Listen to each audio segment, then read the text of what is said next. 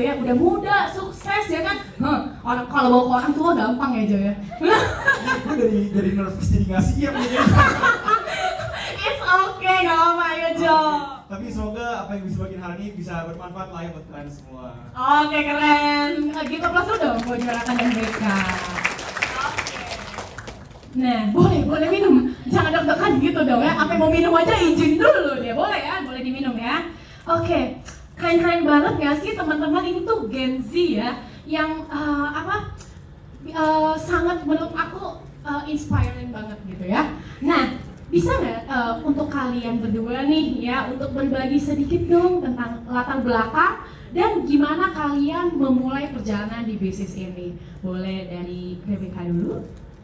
Oke, jadi teman-teman seperti yang tadi udah di-mention bahwa gue lulus dari Singapura itu tahun 2019. Yeah. Nah, tapi kita mundur ke belakang dulu ya. Nah, jadi kedua orang tua aku ini udah terjun di bisnis Prudential sejak tahun 2004. Wow, cukup lama ya? Lama banget. Nah, terus dulu tuh kehidupan keluarga aku tuh ya nggak kurang juga nggak, ya pokoknya cukup lah kayak Cukup gitu kan. ya, mau beli Lambo cukup ya. Oke. Nah, intinya cukup. Nah, tapi ternyata ketika orang tua cerita, oh ternyata dulu tuh banyak utang mereka kan. Oh, I see. Nah, mereka banyak utang dan akhirnya mereka terjun ke bisnis Prudential di tahun 2004 dan sampai akhirnya itu merubah ekonomi keluarga 180 derajat sampai akhirnya bisa ya sekolah ke luar negeri, Yes. gitu kan, dan dapetin pendidikan yang terbaik. Nah, tapi growing up in the insurance business family ya, itu kayak membuat aku tuh nggak pengen sebenarnya terjun ke bisnis insurance, gitu kan, karena udah terlalu sering ngedengerin asuransi itu apaan sih? Dari 2004 loh. Dari 2004 gue udah Iya. budak kalau gitu kan. Betul. Iya, jadi gue udah kayak gak interested sama sekali karena satu, ini bukan passion gue gak suka ngomong sama orang baru dan juga gak jelas apaan sih nih kayak gitu. Anak muda biasa gitu ya, Ya, punya idealisme gitu ya. Idealisme yang Yes. kayak mau ngapain gue ke Singapura, ujungnya tuh kayak gini gitu kan. Nah terus cuman setelah gue lulus 2019 itu gue bingung mau ngapain. Emang punya passion atau suka ya sama industri makeup dan fashion kayak lu Ci. Iya, sama ya kita ya. Gue suka tuh sama Iya. yang kayak gituan. Nah cuman masih bingung ya mau ngapain. Jadi yang bisa gue lakukan adalah yang tadinya masih main-main gitu kan, anak 19 tahun, gue lulus 19 tahun, gue gak tau mau ngapain. Iya.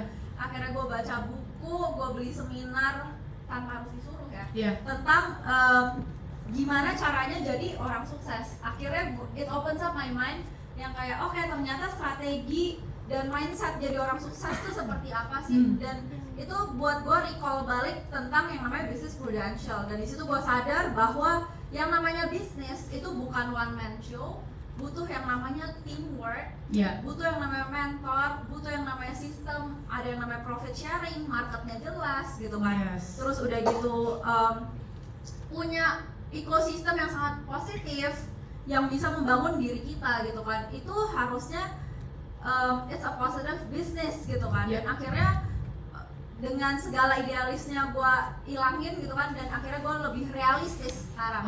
Dan akhirnya gue kayak ngeliat, oh oke, ini adalah sesuatu yang layak untuk gue coba saat itu. Ya jadi kalau perlu lu highlight adalah BK ini udah jelas ya, orang tuanya dari 2004 kan gitu. Jadi udah benar-benar terlihat bahwa dia sampai dia juga bisa kuliah ke luar negeri pun itu juga berkat, kalau bisa dibilang dari hasilnya Prudential ya, oleh orang tua ya gitu. Dan akhirnya BK belajar tentang bisnis yang benar itu seperti apa, tentang adanya modal usaha, mungkin juga adanya sistem yang harus dijalanin, harus yang di-create gitu ya. Tapi ternyata dia sudah menemukan relatednya di dalam bisnis Prudential. Ternyata lu nggak perlu bangun sistem ya. Betul ya, udah ada sistemnya yang lu tinggal jalanin aja kan.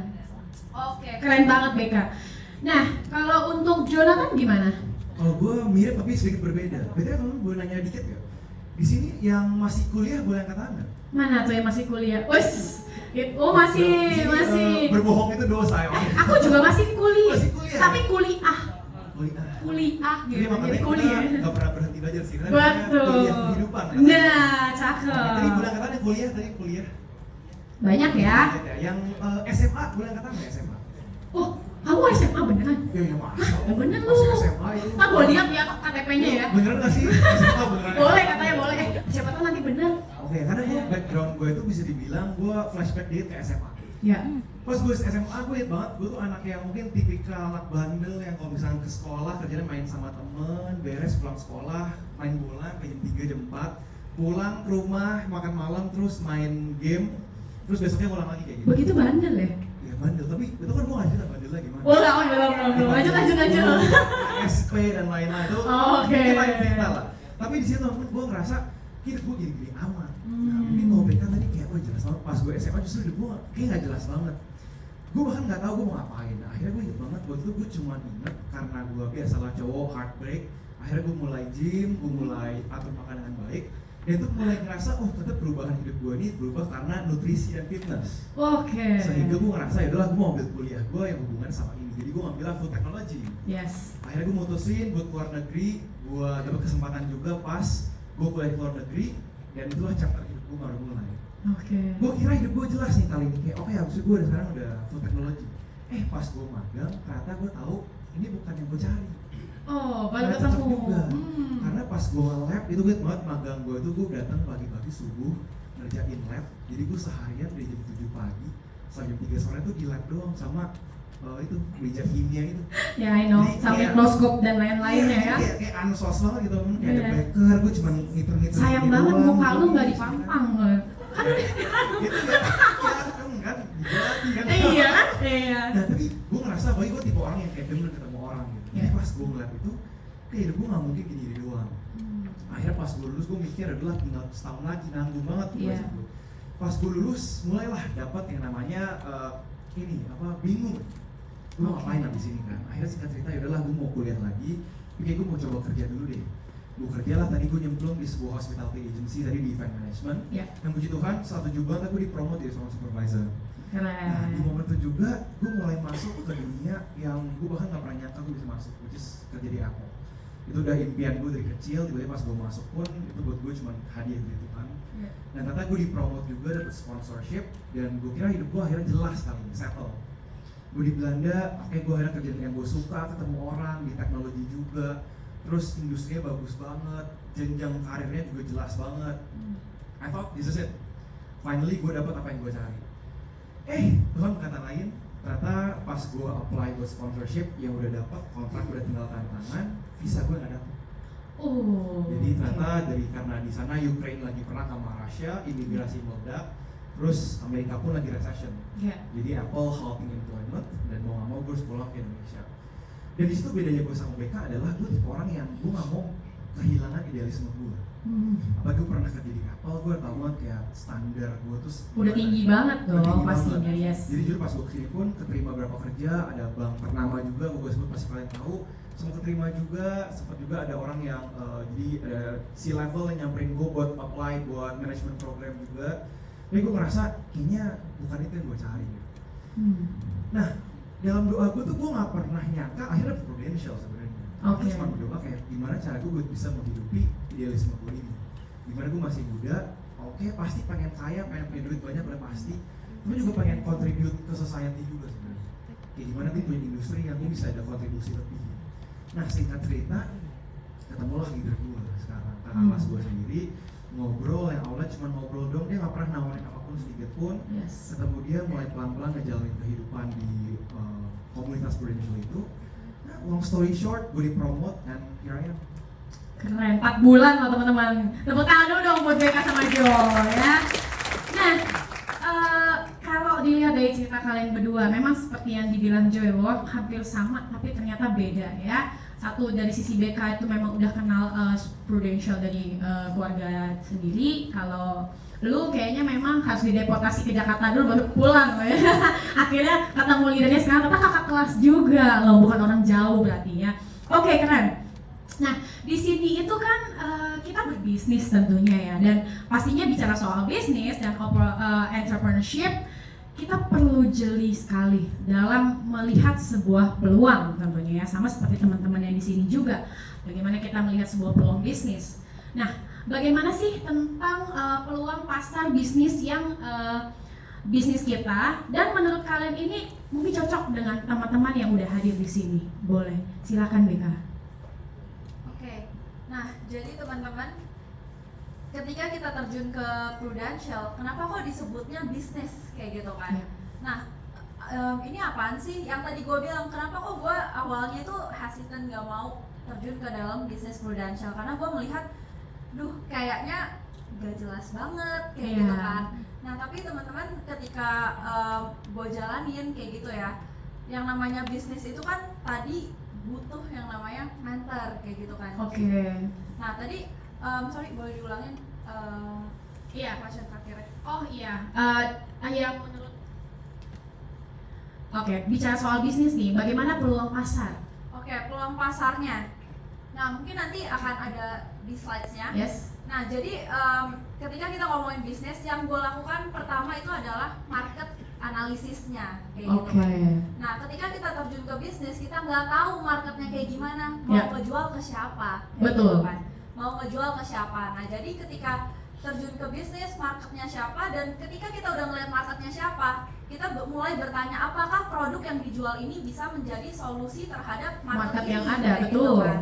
Nah jadi gue melihat Prudential itu adalah insurance, dan Indonesia itu adalah negara yang berkembang, di mana insurance itu sendiri masih belum banyak orang yang paham gitu kan. Tapi kalau di luar negeri, contohnya kayak Singapura, Amerika, Europe dan lain-lain, mungkin Wah, di itu Europe tuh sudah Bahkan di Belanda, kalau nggak punya asuransi itu orang direndam. takut kan, Betul. orang Iya, ketakutan. Dan juga gue sempat ketemu sama beberapa orang luar negeri gitu yang tinggal di Indonesia. By the time mereka touchdown di Indonesia, mereka langsung yang dicari adalah insurance Yes. gitu kan. Nah jadi edukasi di Indonesia ini masih belum aware gitu, ya, masih belum seperti di berkembang. luar negeri ya. Nah jadi di sini faktanya market asuransi di Indonesia itu jumlah tenaga pemasar di Prudential itu baru ada 570.000. Nah sedangkan jumlah penduduk di Indonesia itu ada 273,8 juta teman-teman. Betul. Ya. Jadi masih sangat Masih nilainya sangat- besar iya, banget ya besar opportunity-nya banget. ya. Yes. Nah, jumlah orang yang udah memiliki insurance itu baru 21,9 juta, teman-teman. Nah, jadi pangsa pasarnya sangat besar gitu kan. Nah, Betul. barusan gue sebelum masuk ke sini nih, sebelum gue dipanggil tadi, salah satu tim gue ada yang telepon. Gue ditanya kenapa kok gue harus ada di Prudential gitu kan, dia taruh di CV-nya. Terus gue bilang, ya well lo bisa jelasin bahwa di sini di Prudential ini marketnya masih sangat besar, dan kita terjun ke sini sebagai advisor dari manajemen resiko keuangan di Prudential. Ya. Karena asuransi itu adalah salah satu pilar dalam keuangan teman-teman yang harus Betul. dimiliki, Yes. yang banyak orang masih belum sadar. Jadi hanya ada 8% penduduk Indonesia yang baru memiliki insurance. Yes. Jadi rata-rata harusnya agent itu memiliki 480 klien. Tuh. Jadi masih sangat Masih besar sangat banget. besar banget gitu ya. Keren loh. Bahkan yang kita ngomong ya, ini kan data terbaru ya. Dari zaman mamah papa kamu udah berbisnis aja buktinya ada pertumbuhan loh kalau teman-teman ya boleh lihat ya. Karena tiap tahun pasti ada kelahiran. Betul gak? Ketika ada kelahiran bayi, berarti kan ada mangsa pasar baru, setuju ya? Iya. Nah, oke. Mungkin itu penjelasan slide dari BK sendiri ya tentang bagaimana presentasi, dan teman-teman bisa lihat sendiri ya bahwa mangsa pasarnya teman-teman di bisnis asuransi ini tentunya itu masih sangat besar tentunya. Oke. Nah, ngomong-ngomong soal modal untuk jalani bisnis dan profesionalitas ya dalam transformasi hidup.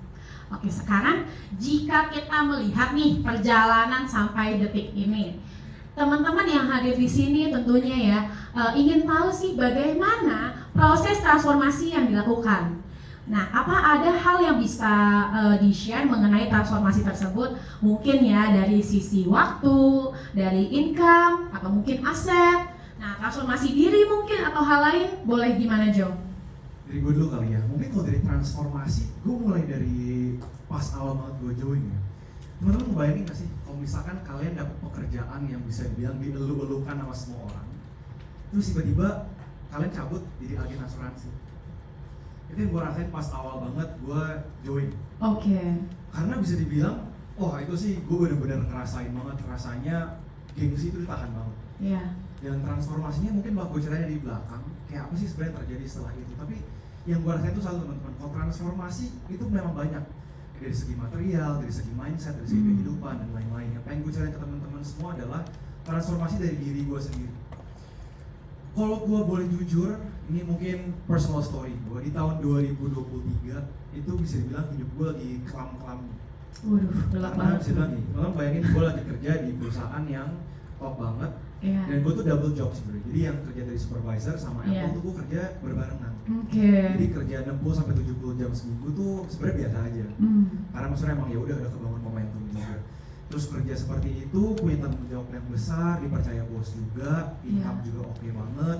Terus gue juga inget banget hubungan gue sama mantan gue juga masih bagus. Masih bagus. Jadi everything's okay lah pokoknya. Oke. Hidup itu oke banget.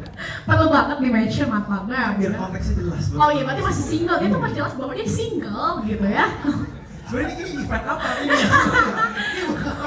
Bukan pencarian jodoh ya. Nggak, sambil menyalam minum susu. Ini transformasi so take out sih. Oh sebenarnya. iya. Oke. Lanjut ya. Nah, jadi Lanjut. pas balik ke sini tuh bisa dibilang hidup gue berubah 180 derajat. Oke. Nah, jadi dari segi yang gue punya segala hal, tiba-tiba gue harus kehilangan segala hal. Wah. Dan di situ bisa dibilang, wah, gue sih ngadepinnya maksudnya berat banget. Tiba-tiba lu bayangin gue dari kerja yang tiap hari kerja, tiba-tiba nganggur. Betul.